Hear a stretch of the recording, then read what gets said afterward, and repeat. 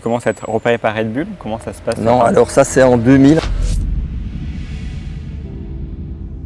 Donc pour moi ça a été une question de timing, le bon moment. J'y crois énormément et je dis ça souvent aux jeunes gens, c'est le timing.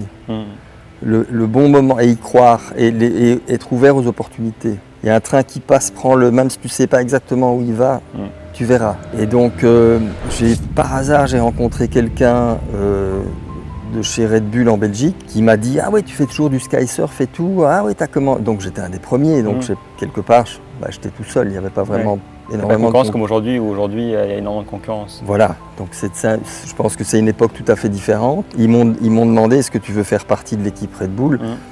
En fait, j'ai jamais planifié ça.